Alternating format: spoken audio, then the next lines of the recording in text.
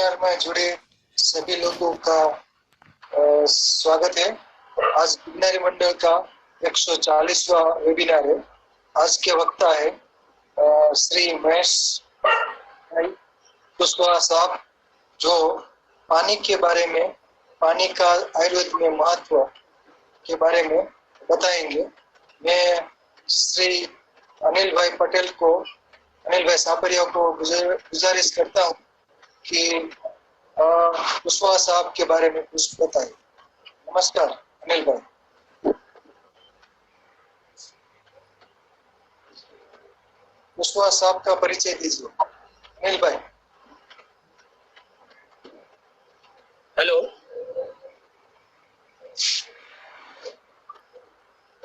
Hello Kushwaha साहब, आप अपना परिचय दे और वक्तव्य शुरू करेंगे। जी, आवाज आ रही है मेरी क्लियर?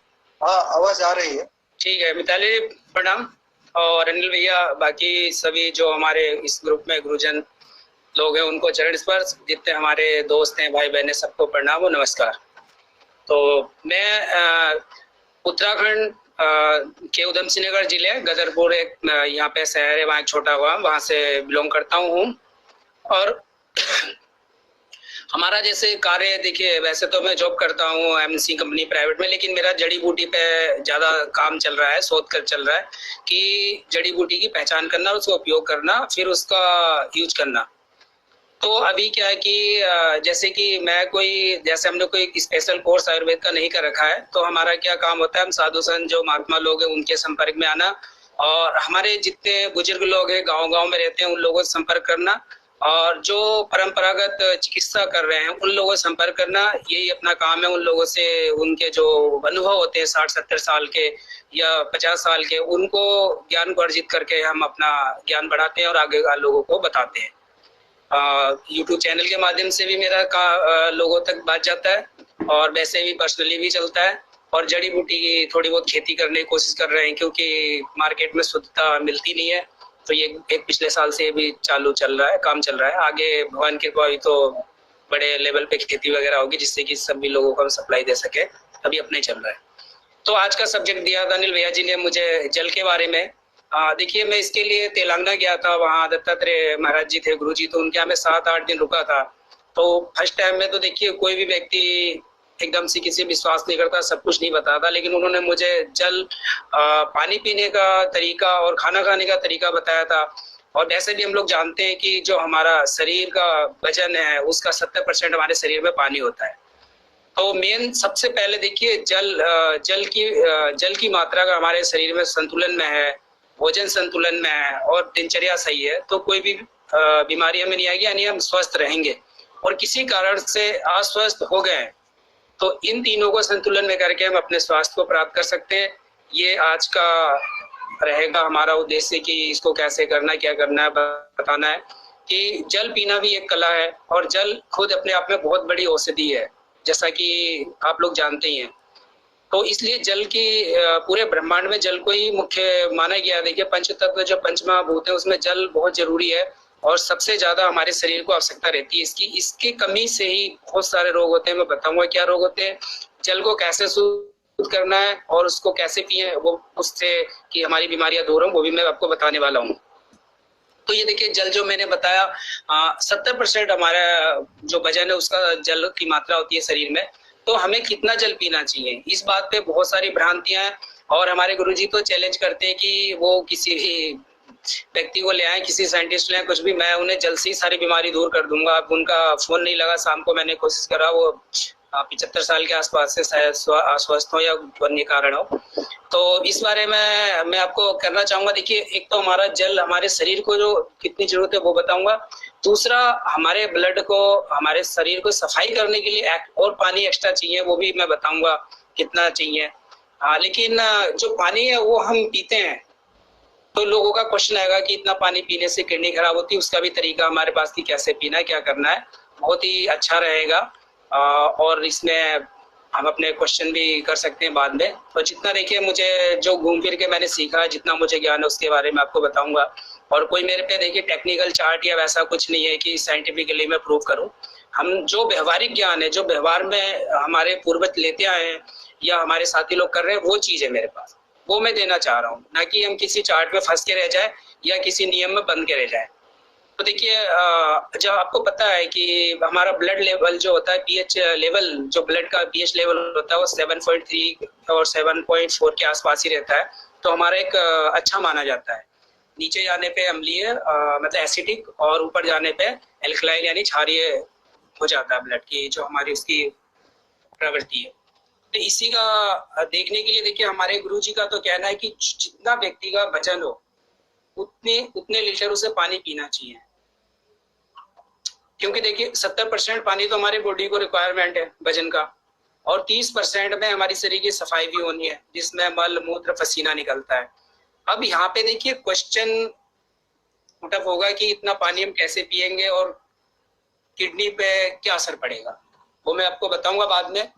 पहले देखिए मैं आपको बात कर लूं बॉडी को पानी की जरूरत पड़ती क्यों है। हमारा जो दिमाग है, न्यूरो है, एक कोशिका के लिए एक कंट्रोलर, एक न्यूरो लगा हुआ है दिमाग में है, और ये करीब 2.5 से 3.5 अरब के आसपास न्यूरो होते हैं स्वस्थ व्यक्ति के मस्तिष्क में, और उसको पानी में डूबे रहना पड़ता है, यानी पानी चाहिए, लिक्विड चाहिए। और तो हमारा पानी जितना शरीर में है, हमारे मस्तिष्क का जो वजन है उसका 85% तो पानी होता है। तो हम लोग सोचते हैं कि सिर्फ पानी किडनी के ही काम आती है, किडनी में जाता है, तो बहुत गलत है सोचना। पानी अमाशय से 2 हिस्सों में बढ़ जाता है, मतलब जो भी खाते पीते हैं पानी किडनी के रास्ते चला जाता है, और जो हमारा सॉलिड आहार होता है वो पानी की कुछ मात्रा लेकर के आहार नाल में चला जाता है। तो इसीलिए पानी पीने से हमारा आहार नाल का उतना ज्यादा इम्पैक्ट नहीं है, किडनी का असर पड़ता है। तो वो हम उसको बताएंगे किस लिए। तो ये हमने बताया आपको, दिमाग को पानी चाहिए, फेफड़े को पानी चाहिए, और हार्ट को भी पानी चाहिए, खून को पानी चाहिए, हड्डियों को पानी चाहिए, तो यहाँ तक कि आंखों को भी पानी चाहिए। तो हमें देखिए हमारे लिए जल कितना इंपॉर्टेंट है। आप सोचिए, अगर हम खाना नहीं खाएंगे तो जिंदा रह लेंगे, क्योंकि पानी में सारे मिनरल्स होते हैं, पानी में बहुत कुछ होता है, तो उससे हम जिंदा रह सकते हैं। लेकिन अगर हमें पानी नहीं मिला तो हम कई बीमारियों के शिकार होंगे और ठंडे हो जाएंगे, मतलब मृत्यु भी हो सकती है पानी की कमी से। डिहाइड्रेशन भी आजकल बोल देते हैं लोग, आप कल गर्मी में देखा होगा। तो इसी कड़ी में देखिए हम लोगों को पानी कैसे पीना है। पहले मैं आप लोगों को इसमें देखिए पानी का जो मैंने बताया कि पानी से उत्पन्न होने वाले रोग, जिसमें कब्ज बहुत महत्वपूर्ण, मतलब बहुत बड़ा रोग है जो कि परेशान करता है व्यक्ति को, और खुद कब्ज 70-80 बीमारियां पैदा कर सकता है शरीर में। तो ये पानी की कमी से ही होता है, और मैं गारंटेड कह सकता हूँ, देखिए कब्ज किसी भी औषधि से व्यक्ति का जाता नहीं है। हमने भी बहुत सारी करी, और आज तक जो कब्ज के मरीज हैं 10 साल 20 साल से लगातार कंटिन्यू चूर्ण औषधि कुछ भी खाते आ रहे हैं, लेकिन उनका कब्ज दूर नहीं हुआ। अगर ये बीमारियां, अगर कब्ज औषधि से दूर हो जाता तो हमारे देश में 70-80% बीमारी खत्म हो जाएंगी और कब्ज का कोई मरीज नहीं मिलेगा। आप देखेंगे कब्ज की औषधि बेचने वाली कंपनियां अरबों खरबों रुपए कमाती है, लेकिन कब्ज व्यक्ति का दूर नहीं होता है। हर परिवार में 1-2 व्यक्ति होंगे जिनको ये शिकायत बनी रहती है। कारण इसका पानी की कमी है। पानी की कमी, अब मैंने बोला, अब यहाँ पे आप लोग कहेंगे मैं तो बोला हाथों का पानी से मतलब नहीं है। देखिए जब शरीर में पानी की कमी होगी तो हमारे ऑर्गन सारे डिस्टर्ब होते हैं। इनकी पूर्ति के लिए पानी जो आते हैं ना हमारी, उसमें चूसक जो होते हैं पानी को शोषित कर लेते हैं, मल को सुखा देते हैं। तो इसीलिए कब्ज दूर नहीं होता है। हमें जैसे कि हमारा वजन सपोज करिए 1 क्विंटल है, तो हमें 24 घंटे में 10 लीटर पानी पीना है। अगर हम अपने आप को निरोग और स्वस्थ रखना चाहते हैं तो इस कड़ी में देखिए कैसे पानी पीना है वो मैं बताऊंगा। अभी जैसे कब्ज की बीमारी बता रहा था, कब्ज के साथ साथ माइग्रेन, सिर दर्द, खराश, थायराइड, फेफड़ा में कफ जमना, और कोलेस्ट्रॉल, ESR, किडनी,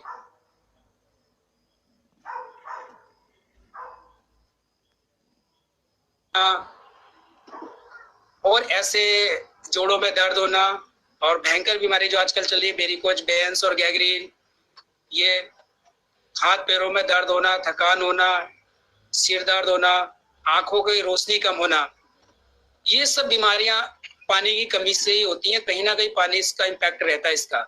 और मैं ये अपने तथ्य पे बोल रहा हूँ कि हमने पानी की पूर्ति करी तो इस बीमारी में जो भी हमने औषधि थी उसने पूरा काम करा, यानी कि पानी चाहिए शरीर को।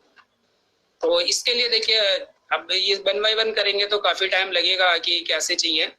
अब मैंने जैसे बताया, अगर आपने लोगों को एक एग्जांपल देता हूँ, जैसे हम लोग सूर्य की रोशनी में जाते हैं, धूप में जाते हैं या ठंड में जाते हैं, तो बहुत से लोगों का सिर दर्द चालू हो जाता है। उसका कारण क्या होता है कि हमारे मस्तिष्क में पानी की कमी होती है, तो बाहर से जो प्रेशर बनता है वो हिट करता है, तो पानी की कमी होने से न्यूरो पे चोट लगती है, वो सूजन हो जाता है और दर्द का हमें एहसास होता है। इसी तरीके से जैसे हम थक जाते हैं काम करते करते, हम लोग क्या सोचते हैं ना, अपना टारगेट होता है कि काम खत्म कर ले तब पानी पिएंगे, थोड़ा सा तो बचा करके बैठ के पीते हैं, और फिर उसके बाद प्यास तेज हो जाती है, डायरेक्ट हम जाके पानी पी लेते हैं, वो भी गलत है। तो उसके बाद भी हमारा सिर दर्द चालू हो जाता है, डिहाइड्रेशन भी बोल सकते हैं या थकान के कारण भी बोल सकते हैं। तो कहीं ना कहीं ये सब पानी के आसपास ही घूमता रहता है। तो इसके लिए पानी को कैसे पीना है वो बताऊंगा पहले आपको, कि पानी को देखिए, जो हमारी प्राचीन पद्धति है, जो हमारा पुराना तरीका है, जो हमारे दादा परदादा करते आए हैं, उस समय की पद्धति क्या थी कि पानी को बॉईल करके उबाल करके पीते थे। और इसका भी करना क्या है, मैं देखिए 15 मिनट पानी को उबालना होता है। और मेरे से बहुत से लोग कहते हैं, मैं कहता हूँ अगर आप मेरे पानी पीने के तरीके और खाने के तरीके को अपनाते हो तो मैं आपके रोग दूर करने की गारंटी लेता हूँ, और इससे मतलब आपको असली दूंगा, नहीं तो नहीं देने वाला हूँ। कारण खान पान सही होगा नहीं तो हम कुछ कर नहीं सकते, ये तो आप लोगों को पता, मूलभूत सिद्धांत है आयुर्वेद का। तो उसमें पानी को हमें 15-20 मिनट उबालना है। इसमें आपका गैस का खर्चा होगा और पानी का खर्चा होगा। इसमें करना क्या होता है, जैसे कि आपने खाना बना लिया, उसके बाद या पहले स्टील का बर्तन लेना है या अन्य कोई बर्तन लेना है, एल्युमिनियम का बर्तन नहीं लेना है, क्योंकि घर घर में एल्युमिनियम, इसलिए बोलना पड़ रहा है मुझे कि आप स्टील के बर्तन में पानी भर लीजिए और उसको 10-15 मिनट उबालना है। उबाल करके आप उसे 1-2 घंटे ठंडा होने दीजिए। मैं कभी नहीं कहता गुनगुना या गर्म पानी पियो, गर्मी में कभी अलाउ नहीं करता, हमेशा सादा और शीतल जल ही पीना चाहिए, जाड़ों में गुनगुना पीना चाहिए। अब आपने उसे 1-2 घंटे उबाल लिया, उसके बाद आप देखेंगे कि उस पानी को, उसके अंदर ना कुछ सफेद सा दिखाई देता है, चाहे कितना भी पानी अच्छा हो तो उसके अंदर होना ही होना है। और मेरा यहाँ पे गुरुजी का कहना था कि हमें पानी डायरेक्ट जो स्रोत से मिलता है, जैसे नदी का, कुएं का, तालाब का, वो पानी लेना है, और उस पानी को हम लेते हैं तो हम कभी भी बीमार नहीं होंगे। उस पानी को उबालना है। यहाँ पे आरओ का पानी नहीं लेना है। एल्कलाइन मशीनें आ गई हैं, वाटर एल्कलाइन मशीनें आ रही है 4-4-5 वाला किलो में का, उसको नहीं यूज करना है हमने।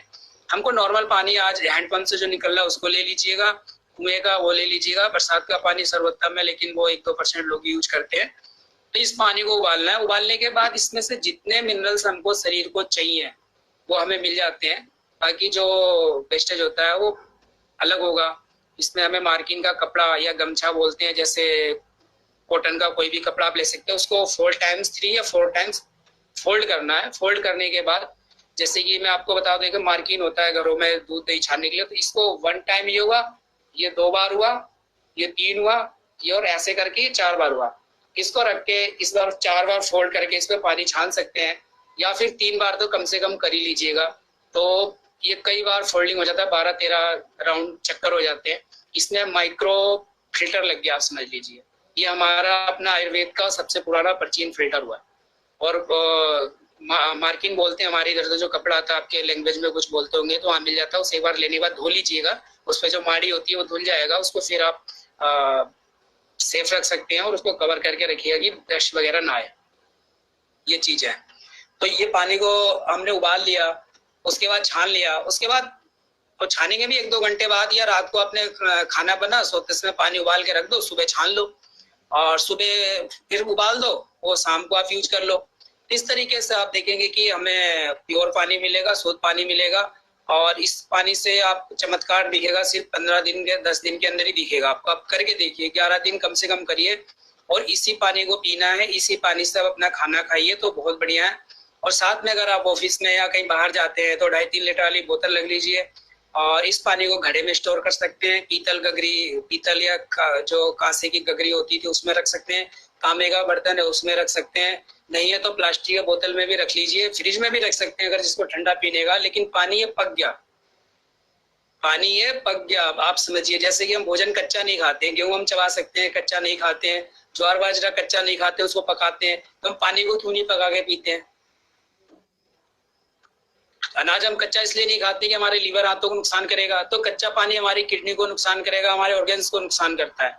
अगर इस तरह आपने पानी उबाल लिया और इसका यूज करा तो गारंटेड आपके अंदर कोई टॉक्सिन या कोई भी जहरीली चीज नहीं रहेगी, सब निकल जाएगी और आपकी बीमारियां दूर होंगी। अब इस पानी को जो हमने पका लिया, अब किडनी ओवरलोडेड नहीं होगी। मैंने बोला था ना अभी कि हमारा वजन अगर 70 किलो है तो मुझे 7 लीटर पानी चाहिए 24 घंटे में। तो अब लोग यहाँ पे ये बोलते हैं कि किडनी ओवरलोडेड हो जाएगी, किडनी को प्रॉब्लम हो जाएगी, इतना पानी पीने के लिए तो डॉक्टर मना करते हैं। अब देखिए हमने उस पानी को उबाल के पका लिया, अब वो 50% पानी की जो अशुद्धता थी वो अशुद्धता तो 100% दूर हो गई और किडनी का जो ओवरलोड था वो भी हमने 50% कम कर दिया। तो इस तरीके से जब हम पानी का ओवरलोड खत्म कर देते हैं किडनी के ऊपर तो किडनी को बहुत रिलैक्स मिलती है। हाँ, तो मैं किडनी क्यों बोल रहा हूँ, क्योंकि अगर सबसे पहले हम अपने ऑर्गेन्स में किडनी को ही प्रिफेयर करते हैं, देखते हैं अगर किडनी हमारी मजबूत है, सही है, तो हमारे खून को छानेगी, यानी ब्लड साफ सुथरा हमें मिलेगा। जब ब्लड साफ सुथरा मिलेगा तो लीवर को रिलैक्स मिलेगा और लीवर उसमें से डेड ब्लड सेल्स को बाहर करेगा और नया खून बनाएगा। और इस तरीके से जब खून पतला होगा, साफ होगा, तो हमारे हार्ट को पंपिंग कम करनी पड़ेगी और हमारा कभी भी बीपी हाई या लो नहीं होगा, हार्ट को डिस्टरबेंस नहीं होगा।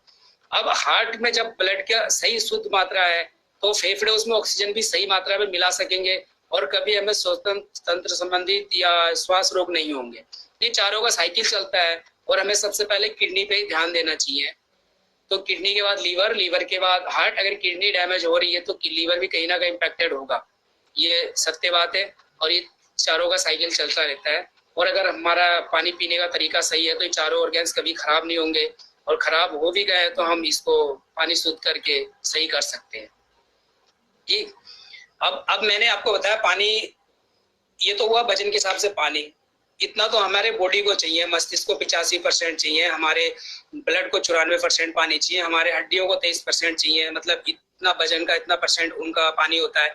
ये तो हमारा हो गया 7 लीटर पानी। अब इसके बाद हमें पसीना निकलना है, हमें बाथरूम होना है, नहीं हमारी शरीर की सफाई करनी है। क्योंकि देखिए हमारे शरीर की सफाई के मुख्य रूप से एक तो मूत्र संस्थान हुआ, एक मल हुआ, एक पसीना हुआ। बाकी हम श्वसन से भी अपना साफ करते हैं, शरीर को शुद्ध करते हैं, हमारी प्रकृति ने ऐसा बनाया है। लेकिन मुख्य हम मानते हैं पसीना और मूत्र। अगर ये दो चीजें सही हैं तो ये ब्लड से सारी गंदगी निकाल के बाहर करती है। पसीना आपका बनेगा, पानी चाहिए, मूत्र चाहिए बनेगा मतलब निकलेगा तो पानी चाहिए। बॉडी के लिए जो रिक्वायरमेंट वाटर है वो तो अलग हमने कर दिया, वो तो हमें चाहिए, बॉडी का जितना वेट है उसका 70% चाहिए, बाकी 30% हम और पानी चाहिए जो कि हमारी शरीर की सफाई कर सके। तो इसीलिए हम बोलते हैं कि आपका वजन अगर 70 किलो है तो आप 7 लीटर पानी पीजिएगा 24 घंटे में। और बड़े मजे से आदमी पी लेता, मैंने कर रखा है प्रैक्टिस, बताता हूँ मैं आपको भी। तो ये दो चीजों का ध्यान रखना है। हम लोग क्या बोलते हैं, किसी भी आप महिला को उठा लीजिए जिनको थायराइड हो, जिनको माइग्रेन होती हो, जिनके गर्भाशय में गांठें हो, जिसको किसी भी प्रकार का इन्फेक्शन हो, वो 2-3 लीटर से ज्यादा पानी नहीं पीते। वजन है 70 किलो, कहाँ से? अब बताइए, हमारे ऑर्गेन्स को पानी पूरा नहीं मिल रहा तो हमारे ऑर्गेन्स की सफाई कहाँ से होगी? जब हमारी रिक्वायरमेंट इतनी वाटर की वही नहीं मिल रही तो हमारे ऑर्गेन्स की सफाई नहीं होगी तो कोलेस्ट्रॉल बढ़ेगा, ESR बढ़ेगा, किडनी बढ़ेगा, यूरिया बढ़ेगा और तमाम जितने भी जहर है सब हमारे शरीर में बढ़ेंगे ही बढ़ेंगे, चाहे हम कितनी भी गोली खा ले। और पहली बात कि गोली से या औषधि से अगर व्यक्ति ठीक होता तो दुनिया में आज कोई बीमार नहीं होता। एक बार औषधि ले लेता, चाहे वो किसी पैथी से लेता, ठीक हो जाता, फिर दोबारा बीमार नहीं होता। लेकिन ऐसा कदापि नहीं हो रहा है। इसका मतलब दवाई से आदमी ठीक नहीं हो सकता परमानेंटली, होगा तो सच जल और भोजन से और अपनी दिनचर्या से। तो ये चीजें सोच लीजिए, दवाई सहायक है, ना कि बीमारी को दूर करने का परमानेंट सॉल्यूशन है। जो असाध्य बीमारियां उसमें तो पानी 100% चाहिए। अब जैसे वायरल रोग है, वायरस है, उसमें तो हम बाहर से औषधि ले लेंगे, वो तो खत्म हो जाएगा, वो चलेगा। लेकिन जो ऐसे हमारे शुगर है, अर्थराइटिस है, सर्वाइकल है, माइग्रेन है, जोड़ों का दर्द है, ये सब पानी की अगर पूर्ति नहीं होगी तो ठीक नहीं होने वाला है। और खास तौर से कब्ज, मैं इस पे ध्यान देता हूँ और बहुत लोगों को मैंने करने की कोशिश करी और तब आपको बोल रहा हूँ। तब हमें पानी हमने उबाल लिया, अगला स्टेप पानी उबाल के हमने घर में रख लिया। पीना कैसे है, देखिए सुबह पानी लोग बोलते हैं कुल्ला करे बगैर पानी पीना चाहिए बासी मुंह। आपको उसी व्यक्ति का अधिकार है सुबह उठ के बासी मुंह पानी पीने की, बिना कुल्ला करने करे, जो कि रात को मंजन करके सोया है या गंडूस करके सोया है। गंडूस बोलते हैं कवल बोलेंगे, या मुंह में तेल डाल के उसको 2-4 मिनट रखना और फिर उगल देना, मतलब तेल से गरारे करना, उसे बोलते हैं हम लोग गंडूस या कवल। तो जो रात को गंडूस करके सो रहा है वही सुबह बासी में पानी पी सकता है। नहीं तो मुंह की गंदगी, रात को दूध पी लिया, जब बिस्तर में बैठे बैठे दूध पी लिया, उसके बाद आराम से 1-2 घूंट पानी पिया, कुल्ला कर लिया, वो व्यक्ति अगर सुबह खाली पेट पानी पीता है और अपने हाथों में पानी ले जाता है तो जहर ले जाता है कि उसके मुंह में रात भर इतने बैक्टीरिया पैदा हो गए कि जो कि बहुत नुकसानदेह थे। तो इसीलिए मैं नहीं बोलता कि सुबह खाली पेट पानी पियो। अगर आपको मंजन रात करके सो रहे हो या 6-7 बार कुल्ला करके सो रहे हो या गंडूस करके सो रहे हो तो आप पानी पीने का अधिकारी हो, नहीं तो सुबह खाली पेट बिना कुल्ला करे पानी नहीं पीना है। और कुछ लोगों को देखिए सुबह पानी पीने की आदत होती है, बहुत अच्छी बात है, उसे उत्साहपान कहते हैं, उससे हमारा नई एनर्जी आती है। लेकिन कब्ज के जो मरीज हैं जिन्हें प्रॉब्लम रहती है, उनको रात को सोने के 1 से 1.5 घंटे बाद गुनगुना पानी पी कर सोना चाहिए। उसमें आप शहद डाल सकते हैं, शहद नहीं आपको सूट करता है, नहीं ले सकते हैं तो उसमें घी डाल दीजिए। अगर घी भी नहीं लेना चाहते हैं तो सिर्फ पानी लीजिएगा और 1 गिलास पानी धीरे धीरे 5 मिनट में करके पी के सोइएगा। आपको देखिएगा सुबह धीरे धीरे जब ये रूटीन में आएगा तो सुबह मोशन क्लियरेंस में आपको बहुत ही राहत मिलेगी और आपको बहुत ही आगे आने वाला आराम की स्थिति रहेगी। अब सुबह उठ के हम लोग, कुछ लोगों से मेरी बात होती है तो वो बोलते हैं कि हमने जी 1 लीटर पानी पी लेते हैं, 4 गिलास पी लेते हैं, 5 गिलास पी लेते हैं। क्यों पी रहे हो भाई? पता ही नहीं है कि लोगों ने बोला है कि सुबह 1 लीटर पानी पी लो तो शरीर साफ हो जाता है, उसके बाद प्रेशर बनता है। लेकिन इसके भी तरीके हैं, वो किडनी में ओवरलोड डाल देता है क्योंकि आपने धड़ाधड़ 1 लीटर पानी पी लिया, पानी बॉयल है नहीं, गंदगी पानी की दूर हुई नहीं। तो इसीलिए जो मैंने तरीका बताया वो पानी को उबाल के रखिएगा। और सुबह कैसे पीना है, मैंने एक वीडियो भी डाली थी पिछले साल, तो उसको मैं बता देता हूँ आप लोगों को। पानी, और हमें कहीं टहलने भी नहीं जाना है। देखिए जब तक आप फ्रेश नहीं हो लेते, आप मल त्याग नहीं कर लेते, आपको कहीं पे घर से दूर नहीं जाना चाहिए टहलने के लिए। लोग 1-1, 2-2 किलोमीटर चल जाते हैं, बाई चांस वहां जाके बीच में आपको प्रेशर बना तो आप क्या करेंगे? घर आते आते फिर सूख जाएगा, फिर वो कब्ज का रूप बिगाड़ देता है। और यही कारण होता है कि हम मल को जब रोक देते हैं उसके बैग को, तो पाइल्स होता है, बवासीर होता है, फिसर होगा, ये नासूर होंगे, ये सब चीजें बीमारी तभी पैदा होती है। तो हमें घर में ही रह के पानी सुबह पीना है और उस पानी को पी करके आपको बताऊंगा कैसे हम स्वस्थ रह सकते हैं और कैसे हम 7 लीटर 10 लीटर पानी पी सकते हैं। तो आप लोग तैयार हैं? बहुत आप लोग समय भी दे रहे हैं तो मैं बताता हूँ कि जो हमने रात को पानी उबाला, सुबह छान दिया, रात को सोते समय छान के रख दिया। सुबह आपने 1-1.5 लीटर पानी ले लीजिएगा। तांबे का लोटा हो तो बढ़िया है, नहीं तो जग है तो उसमें भी ले सकते हो। मतलब बोतल में मत लीजिएगा, चौड़े मुंह के बर्तन में लीजिएगा, जिससे कि उसका सरफेस टेंस होता है वो बढ़ेगा और वो गोल में घूमते। हाँ हेलो। तो उसमें क्या करना, हमने देखा देखिए आपका घर, मैं मानता हूँ किसी के घर के आंगन में 10 फीट 20 फीट की दूरी रहती है, नहीं है तो सड़क पे आप दरवाजे पे पानी रख सकते हैं।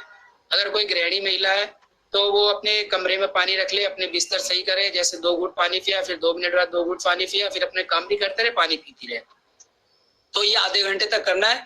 इस तरीके से आप आधे घंटे तक पानी को पीते रहते हैं 2-2 घूंट करके।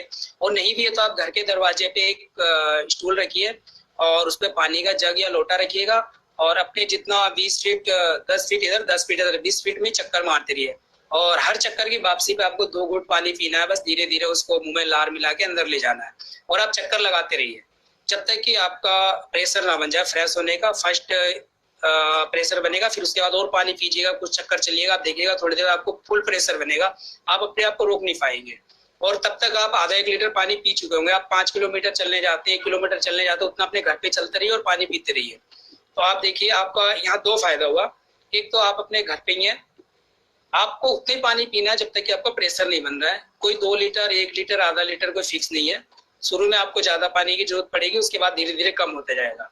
और इस तरीके से प्रेशर बनेगा, फ्रेश होके आएंगे, अपना मंजन वगैरह जो भी करना है करिए, उसके बाद नहाइए। आप फिर देखेंगे आपको उस पानी जो आपने उबला हुआ पानी पिया वो अंदर जाके बहुत अच्छी सफाई करता है, और आपको पूरे दिन इतना प्यास लगेगा कि आप पूछो मत। जो सुबह सुबह 1-1.5 लीटर पानी पी लेगा इस तरीके से, उसे पूरे दिन प्यास लगेगा। और जब हमने सुबह सुबह पानी पी लिया, हमारा पेट जब हम पीते जा रहे थे 2-2 घूंट, तो उससे क्या हो रहा था कि हमारा जो महाशय में पानी गया वो जाएगा तो किडनी में, लेकिन उसके अंदर जो वायु था उसको धकेल करके जो हमारा वायु होता है उसको आंतों की तरफ अग्रसर करता है और मल को पहुंचा देता है उसके मलाशय द्वार पे, और वहां पे फिर हमारा मोशन क्लियर होता है। तो कब्ज तोड़ने का एक तो तरीका है कि रात को आपको पानी पी के सोना है, दूसरा सुबह इस तरीके से पानी पीना है। अब दिन में कैसे, आप सुबह 1-1.5 लीटर पानी पी गए, उसके बाद हर घंटे आप 1-2 गिलास पानी पिएंगे, और इसको घूट घूट करके पीजिएगा। और खाना मैं सिर्फ ये नहीं बोल रहा कि 7 लीटर पानी हमें डायरेक्ट पीना है। देखिए कुछ दाल साग सब्जी खाएंगे उसमें भी लिक्विड होता है, उसको भी काउंट करना है। तो उसमें क्या है कि हमें लिक्विड वाला भोजन ज्यादा खाना चाहिए, यानी हमें बोला गया ना खाना चबा चबा कर, वो मत मत के खाओ, खाना मत के खाना चाहिए। और हम लोग क्या करते हैं, देखिए हम चावल खाते हैं, आजकल भात नहीं खाते हैं। हम मुझसे कितने लोग बोलते हैं चावल भात में क्या अंतर है? बहुत अंतर है भाई, चावल भात में, रोटी और पराठे में भी बहुत अंतर है। जो चावल होता है वो कच्चा होता है, भरभरा बनाया जाता है कि दांतों में ना चिपके, मुंह में ना लगे। जो भात बनता है पुराने स्टाइल में थोड़ा चिपचिपा होता है, उसमें पानी की मात्रा ज्यादा होती है, उसको आप हाथ से मसलोगे मसल जाएगा, लेकिन आप चावल को मसलोगे तो नहीं मसलता है, उसमें पानी की कमी हो जाती है, माड़ नहीं बनता है।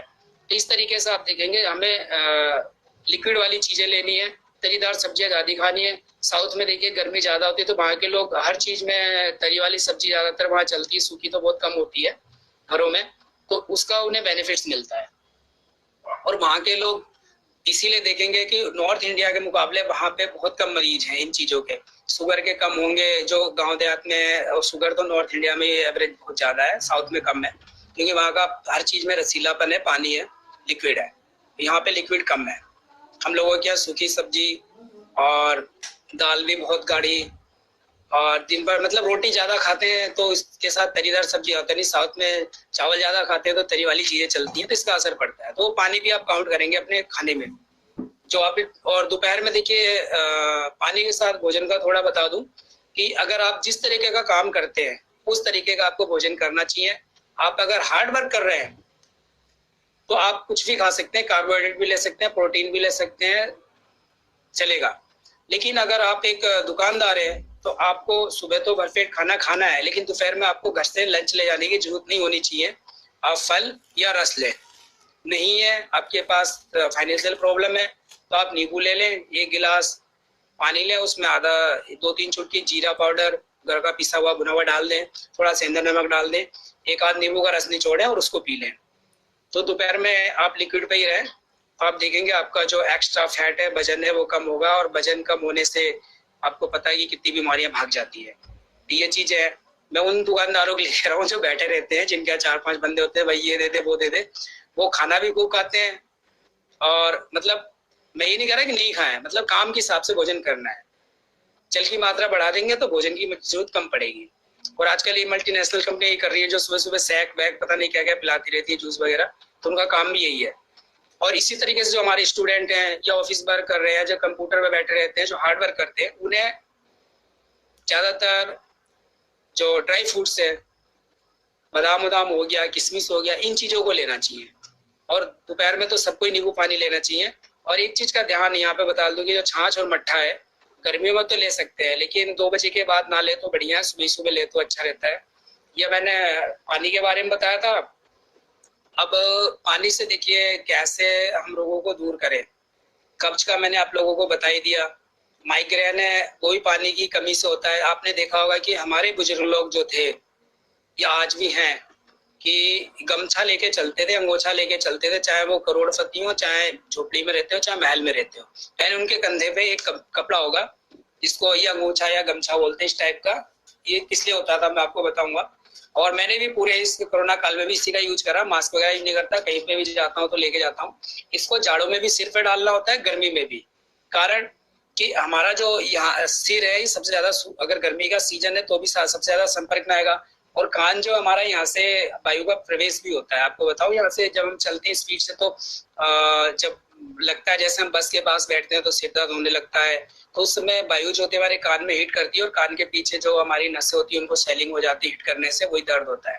तो धूप लगने से डिहाइड्रेशन, पानी डायरेक्ट उड़ जाता है हमारे मस्तिष्क को, जबकि हमारे मस्तिष्क को पानी 85% वजन का पानी चाहिए, नहीं तो न्यूरो को बड़ी प्रॉब्लम होती है। पूरी बॉडी को कंट्रोल करना होता है, तो सोचो कि इसको अगर पानी की कमी हो गई तो कितनी बड़ी दुविधा में हम फंसने वाले हैं कैसे। तभी आपने देखा होगा गर्मी लगती, सिर दर्द, डिहाइड्रेशन चालू।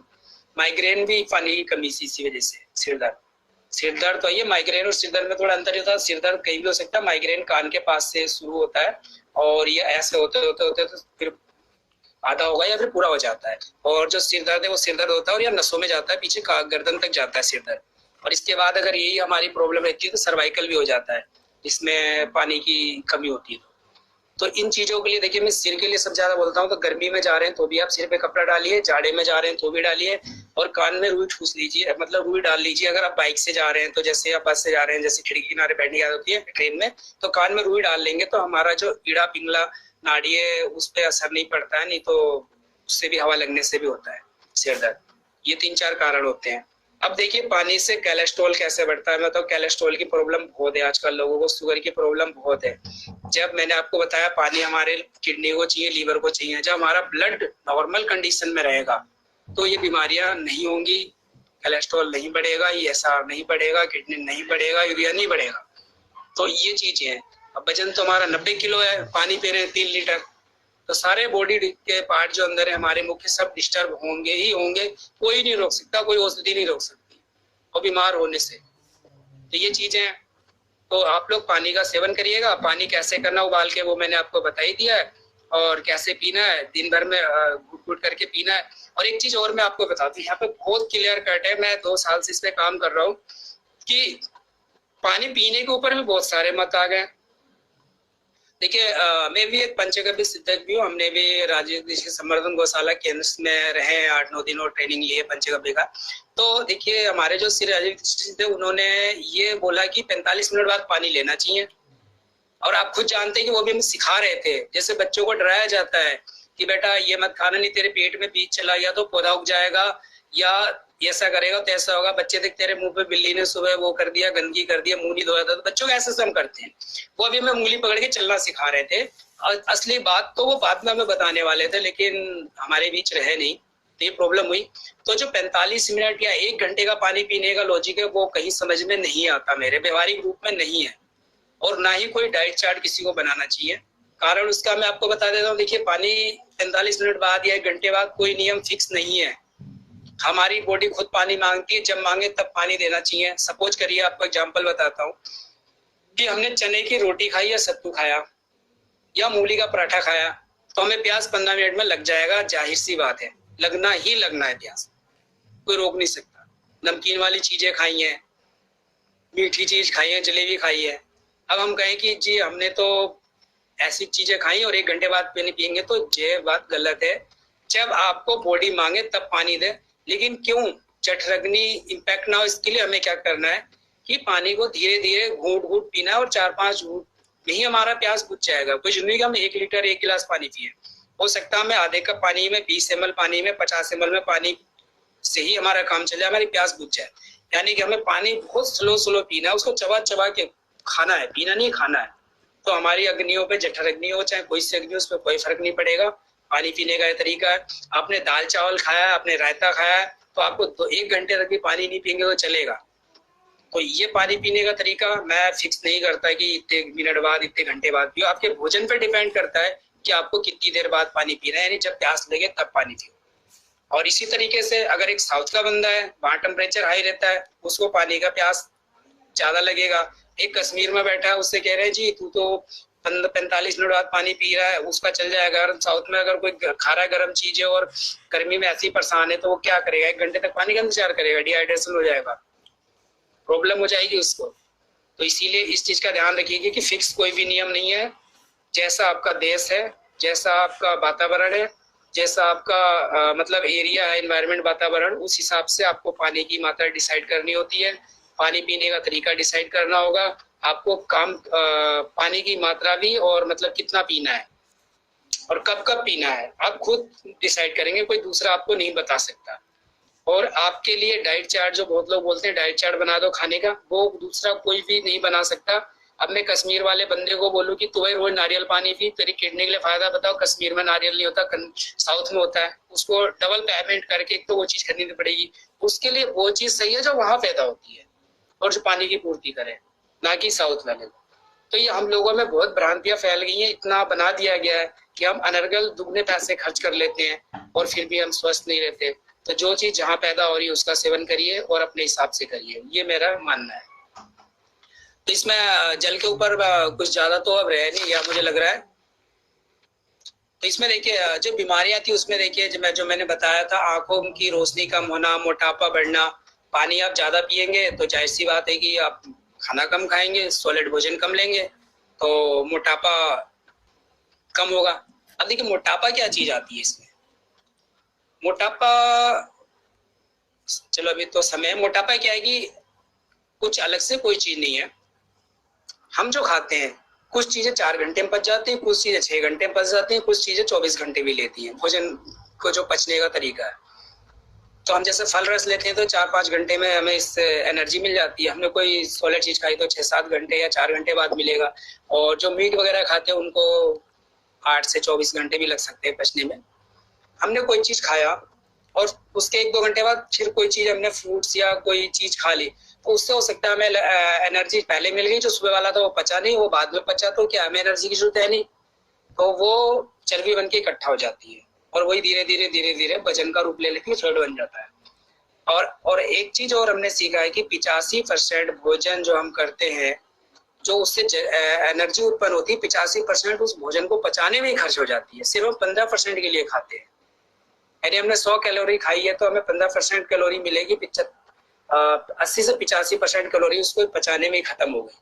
तो इसलिए हमें फ्रूट्स और रस, जूस वगैरह जो सीजनल फ्रूट्स हैं उनको ज्यादा लेना चाहिए, लिक्विड आहार ज्यादा लेना चाहिए, सॉलिड आहार कम लेना चाहिए। जैसे देश से पचने वाले जो पदार्थ उन्हें कम खाना चाहिए, दीर्घ सूत्री जिसे बोला गया, विनाशयति, जैसे कि मीट वगैरह लोग खा लेते हैं, ये सब अगर मैं कह रहा हूँ उसमें मसाले वगैरह ना डाले तो आदमी के बस की बात भी नहीं पचाने। तो इन चीजों का है। तो मोटापा हुआ, बलगम का जमना, कफ में पानी की कमी होगी, फेफड़े भी पानी में तैरते हैं, हमारे गुरुजी ने तो ये बताया, और फेफड़े को भी पानी चाहिए, नहीं तो आपस में जो उसमें फैलाव होता है वो चिपक जाएंगे अगर पानी नहीं होगी तो। कोलेस्ट्रॉल का मैंने आपको बता ही दिया, एसआर वगैरह सब बढ़ेगा आपको जितनी भी प्रॉब्लम है। मेन चीज का जो मोटापा और ये चीजें थी, पथरी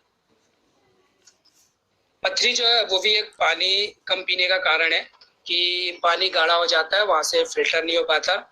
और हम चीनी नमक तो खूब दबा के खाते हैं, आजकल फास्ट फूड चल रहा है, नमकीन हो गया, नमकीन, जिसमें नमक ही नमक भरा हो उसे हम नमकीन कहते हैं, जिसमें मीठा ही मीठा हो उसे मिठाई कहते हैं, जिसमें जहर ही जहर हो उसे फास्ट फूड या जंक फूड कह सकते हैं।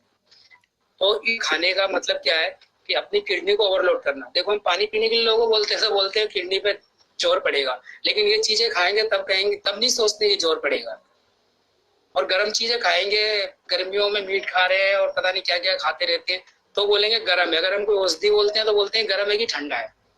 अपने भोजन को क्वेश्चन नहीं उठाएंगे कि गर्म भोजन है कि ठंडा भोजन है, कैसी तासीर है, खानी चाहिए नहीं खानी चाहिए। हम जून के महीने में गर्म मसाला खा रहे हैं, खाना चाहिए नहीं खाना चाहिए, उसके बारे में नहीं पूछेंगे। लेकिन उन्हें अगर औषधि बोल दो कि पुनर्नवा ले लो, तो वो बोलते हैं कि इसकी तासीर ठंडी होती है, गर्म होती है, गर्मी का महीना चलना नुकसान तो नहीं करेगी। ये चीजें, तो इस तरीके से हमने देखिए पथरी जो बनती है वही पानी की कमी से बनती है। और अगर हम उबला हुआ पानी लेते हैं तो पथरी बनने का तो क्वेश्चन नहीं उठता। और नेफ्रॉन जाली कभी ब्लॉक नहीं होगी, चौक नहीं होगी, यानी किडनी कभी भी सिकुड़ेगी नहीं। अगर हम भरपूर पानी ले रहे हैं, उबला हुआ पानी पी रहे हैं, तो हमारी किडनी कभी भी सिकुड़ेगी नहीं, मरते दम तक सही रहेंगी दोनों की दोनों। ये मेरा मानना है और आयुर्वेद का कहना है। और इसी तरीके से थायराइड है, देखिए थायराइड का क्वेश्चन क्योंकि भैया ने डाल दिया था कि थायराइड पानी से कैसे ठीक करें, तो गुरुजी ने मुझे उस व्यक्ति से बात कराया था, 25 साल की लड़की थी, मुझे याद आ रहा है। तो उसने मुझसे खुद बोला था, भैया मैंने कोई औषधि नहीं ली, सिर्फ बॉइल्ड वाटर जैसे गुरुजी ने बताया, मैंने इनके पानी पीने के इंस्ट्रक्शन को फॉलोअप करा, रोटी चावल को मथ के खाया, मतलब लिक्विड रोटी को मसल के थाली में डाल लिया, सब्जी के साथ उसमें खाया। और क्योंकि देखिए इसमें एक चीज और है कि जब हम रोटी को मसल के दाल सब्जी के साथ बहुत धीरे धीरे खाते हैं, तो जहां आप 4 रोटी खाते हैं, प्रैक्टिकल करके देखिए, आपकी 2 रोटी में पेट भर जाएगा। जिस दिन आप जल्दी जल्दी खाएंगे और बैठ में, उस दिन आप 4 रोटी खा जाएंगे। और जिस दिन बैठ कर रिलैक्स होकर के उसको मत करके खाएंगे तो आप 2 रोटी से ज्यादा नहीं खा पाएंगे, आपको भूख मिट जाएगा, पेट भर जाएगा नजर आएगा। आप सोच करके देखिए, मैं कुछ नहीं कह रहा कि ये सनातन सत्य, आप खुद प्रैक्टिकल करिए और करिए। इस तरीके से अगर आप भोजन को मत करके खाते हैं, पानी को पका करके पीते हैं, तो आपकी बीमारी तो भागी जानी है, वो उल्टे पांव भागेगी। तो उस लड़की ने मुझे बताया था कि सिर्फ मैंने ये काम करा, और दूसरा मैंने टेंशन छोड़ा। क्योंकि देखिए बीमारी क्या है कि हम खुद पैदा करते हैं। हमने निगेटिव सोचना चालू कर देते हैं बीमार होते ही, अजीब तो ये हो जाएगा, डॉक्टर वो बोल रहे थे, अब मैं बचूंगी नहीं बचूंगी, बचूंगा नहीं बचूंगा, अब मेरे बच्चों का क्या होगा, मेरी बीवी का क्या होगा, मेरे माँ बाप का क्या होगा, आगे मेरी पीढ़ियों का क्या होगा। हमने मतलब 1000 निगेटिव क्वेश्चन डाल देते हैं। और एक चीज और आपको प्रैक्टिकली मैं बता देता हूँ, आज सुबह भी मेरे किसी में इस पे चर्चा हुई कि हम लोगों में से ना कभी ना कभी हम लोग दुर्घटना के शिकार हुए होंगे, एक्सीडेंट हुआ होगा। नहीं हुआ तो बहुत अच्छी बात है, अगर हुआ है तो आपने ये देखा होगा, दुर्घटना होने से पहले आदमी दिमाग में विचार होता है कि मैं ठुका या मेरा एक्सीडेंट हो जाएगा, मैं नहीं बचूंगा। एक्सीडेंट हुआ या गिरा, कोई भी घटना हुई, आप आदमी के अंदर विचार आता है कि घटना घटने वाली है, और वो घटना तुरंत घट जाती है। अगर उसके अंदर ये विचार कभी नहीं आया तो कभी दुर्घटना नहीं हो सकती, यानी व्यक्ति का एक्सीडेंट नहीं होगा। वो 1 इंच मौत की दूरी से निकल जाएगा, लेकिन उसका एक्सीडेंट नहीं हो सकता है। और इसका एग्जाम्पल मेरे पास तो 10 बार का है। मैंने ये देख रहे होंगे, अगर दिखाई देगा तो मेरा अंगूठा यहाँ से इस समय कटा हुआ है, लाइट नहीं तो दिखाता। ये अभी ये पिछले संडे यहाँ से मैं पेड़ पे किसी के लिए छाल निकाला, तो मैंने सोचा यार अंगूठे में ना लग जाए, जस्ट तब तक तो लग ही गया। और आज तक मुझे इतने मैंने काम करा, इस तरीके से कभी नहीं लगा। मेरे दिमाग में क्वेश्चन आया कि इस पर लगे ना कहीं, और लग गया। इसी तरीके से बचपन में, मैं अभी तक मुझे याद है 5th सेकंड में था, मैं साइकिल चला रहा था, मैंने कहा साइकिल लड़ी तो लड़ी। ऐसे ही एक बार कुत्ता सामने आया, मैंने कहा कुत्ते के ऊपर बाइक चढ़ी, और गिरा तो गिरा। अब सोचिए, यहाँ पे देखिए मैं एग्जांपल क्यों दे रहा हूँ, आप लोगों के साथ भी होगा खुद ही। अगर हम अपने दिमाग से सोचते कि कुत्ता आगे आया, मैं बाइक बाएं या दाएं मोड़ लूं तो मैं बच के निकल जाऊंगा, कुत्ता आगे जा रहा है मैं पीछे से निकल लूं। लेकिन हमारे दिमाग में क्या क्वेश्चन आया कि मेरा एक्सीडेंट होगा, मैं कुत्ते पे बाइक चढ़ेगी तो चढ़ना ही चढ़ना है। इसीलिए बीमारी ही, देखिए हमारी सोच जो है वो बीमारी को ऊर्जा देती है, उसको बढ़ाती है, और उसको घटना को घटित करती है। अब किसी को थायराइड है, थायराइड होता है क्यों है?